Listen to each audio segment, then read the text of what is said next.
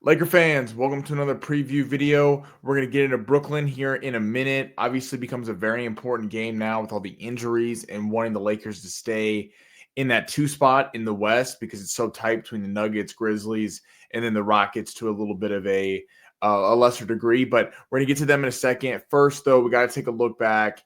First Lakers loss in a little while. That one was tough, not because I think it's necessarily a bad loss considering how Jackson Hayes was out, Rui Hachimura was out, and then when the Lakers were on their run with 6:44 left in the game, LeBron obviously pulls his groin, and the fact that the Lakers really climbed back in it, I mean, that third quarter was ugly. The Lakers just went cold.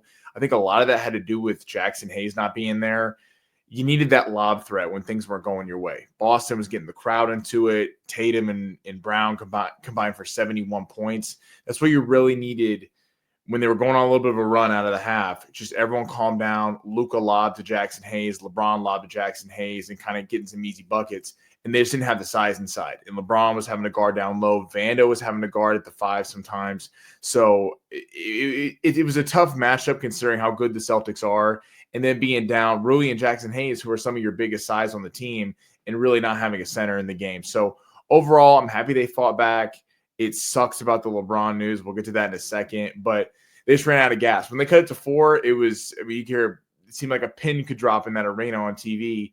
And they were kind of putting the fear of God a little bit in the Celtics, but just didn't have enough there without LeBron. It sucks that those 3 weren't there because I really feel like it would have been a different outcome if it was. They were just keying on Luka, and no one else could really make shots at the end of the game. And then Tatum and Brown hit the big couple threes, and it was lights out. But still, going in, it was a 7.5 point spread. It really moved before the game when the Jackson Hayes news came down. But then, talking about the LeBron injury, this affects this Nets game not only because he's not there, but this becomes a really crucial game because Lakers sitting in that 2 spot.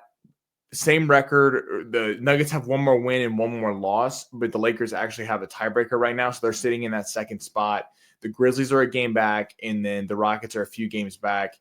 The Lakers got a tough schedule upcoming. You got Milwaukee on Thursday, Denver on Friday, the Suns, then Denver again next week. So this is the one game on the schedule that you look at and go, the Lakers should win this game. They're favored by 6.5 with all the injuries in this game. Reading off the injury report real quick, obviously LeBron is out. They think 1 to 2 weeks per Shams Charania, but the Lakers, he said, might be more cautious with him, considering the kind of cushion the Lakers have built in the Western Conference. Even if they drop out of that 2 spot, the Lakers would rather obviously have LeBron James for the playoffs healthy than rush him back and then be dealing with that. Luka's questionable with back soreness. He fell on his back in that game against the Celtics. He said on a quote after the game, "I've been feeling it since that fall, so just dealing with it, but I'm fine. I'm good." Considering the betting line, it makes it seem like Vegas thinks he's going to play. I doubt the Lakers would be 6.5 point road favorites if Luka wasn't going to play and LeBron out. Jackson Hayes is questionable still with a right knee contusion. Hopefully the Lakers can get him back. And then out, Dorian Finney-Smith is out with left ankle soreness, which really sucks. Rui's out, and then Kleber's out. So Lakers really going to have to bring it. This game becomes crucial, as I was saying. This is the one game that you look at that the Lakers are, no matter who's playing, are the better team. You don't want to let this snowball. You want to get a victory here, knowing that the tough games coming up. It really sucks that the Lakers are going to get that 2 Denver games back-to-back within a week, and you're not going to have LeBron James because currently that season series is tied. The Nuggets blew them out in the first game, and then the Lakers blew them out in the second game. You might lose a tiebreaker because if the Lakers lose both games, they're not going to have a tiebreaker against Denver, and that's not great for the number 2 overall seed. But we'll get to that later in the week. Brooklyn, looking at this game specifically, as I mentioned, the Lakers should win this game no matter who's playing. On their side of things on the injury report, Trendon Watford is out. He comes off the bench, averages about 9 points a game. And then Cam Thomas is ruled out for Brooklyn, which is a really big deal for them. He's actually averaging 23 points per game. He's their leading scorer. Cam Johnson's been their best player throughout the year, but Cam Thomas has really been the player who's hot as of late. The Nets are not a very good team. They're 21-42 on the year, 7-game losing streak, actually. They do have a few pretty good guards, though, and some guards that we know well. Obviously, D'Angelo Russell is on this team, and this is a team that, let's not forget, the Lakers beat 102-101, I believe, on a D'Lo missed three-pointer when he was making his return to L.A., So the Nets have played the Lakers tough this year. Even in that win, the Lakers really kind of pulled out, went out by the skin of their teeth. Looking at the starting lineup, D'Lo, we all know what D'Angelo Russell is. He can drop 35 on any night, and he can drop 2. Again, I'm sure he's going to have something for the Lakers and his old team. I'm sure he'll be bringing it for this game. Cam Johnson has been their best player. He was the player that a bunch of teams were calling about at the trade deadline, being on a bad team. The contenders trying to get better. He's been excellent for them. He's averaging about 19 points a game, 3 assists per game, both leading the team. He's kind of the go-to guy. Him and D'Lo do form a nice little duo there. Nick Claxton was another player that everyone was trying to get. The Lakers were heavily rumored for him and probably are still going to be in the offseason. So it'll be interesting to watch him play. He leads the team with about 7 to 8 rebounds a game. It's rounded out with Keon Johnson and Zaire Williams in the starting lineup. This team is extremely young because they're not very good. They're not going anywhere. They're trying to lose games. So this is one of the youngest teams in the entire NBA. It's a lot of rookies, a lot of 21, 22, 23-year-olds off the bench. Noah Clowney gets a lot of time. Jalen Wilson, a young player out of Kansas, has kind of been developing this year. He's a nice player off the bench. If he played anywhere else besides Brooklyn, I think he'd get a little more love.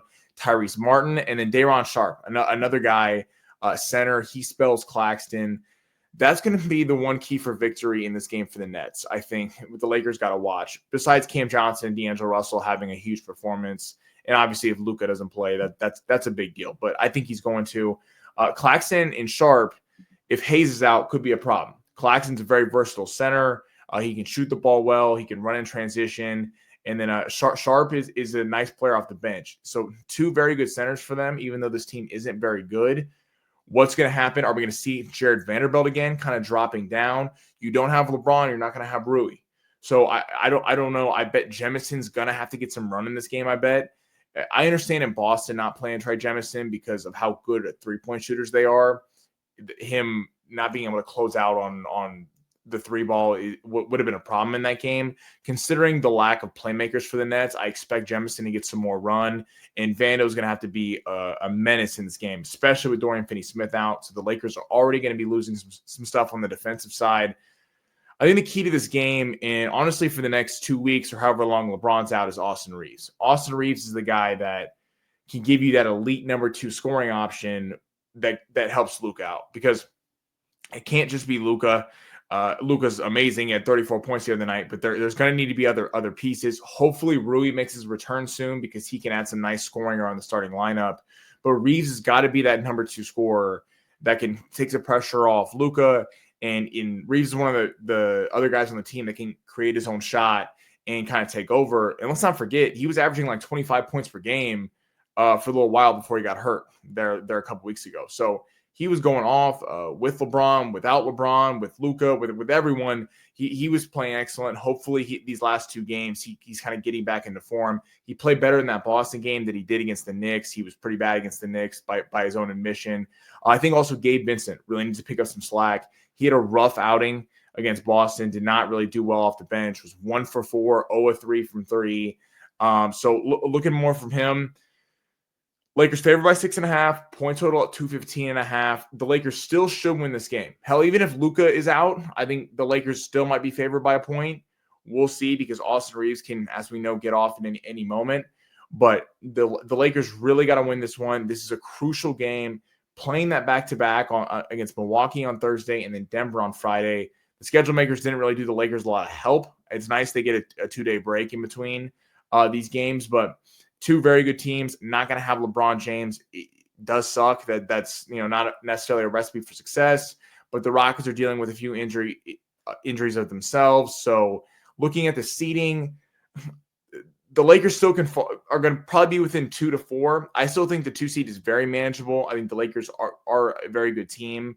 Even without LeBron James, I think that they're going to be able to win a few of these games. Hopefully they can just kind of keep it 500 until he gets back, because Denver has their problems as well. They lost to Oklahoma City today. The Grizzlies won a narrow victory over the Pelicans, and the Rockets seem to be free-falling a little bit. So it's not like there's a bunch of teams surging, and thank God that the Lakers really kind of built this cushion over the last couple months where a LeBron injury, the Lakers aren't going to be fighting for a play-in. So even if they fall 2-3 spots, they're going to have a playoff series and they're not going to be fighting for their playoff lives, where in years past, an injury to Anthony Davis or LeBron James was just a killer, because you knew this team had to win every game, felt like a playoff game leading up to the postseason. It doesn't necessarily feel that way, but this is a game, no matter who's playing, the Lakers should win. The Nets are a young team. They're trying to lose, but I wouldn't be surprised if they build a little bit of a lead early. Again, D'Lo, Cam Johnson, there's a lot of talent, Zaire Williams on this team that can play. So they need to not take them lightly. Bounce back after that Boston game. It took a lot out of them. But so Alan's going to get you guys on the morning show tomorrow. He's going to get you guys on the post game as always. And go Lakers. Hopefully we're all talking about a Laker W. And I'll get you guys back for another preview video for that Milwaukee game on Thursday. So I appreciate everybody for tuning in.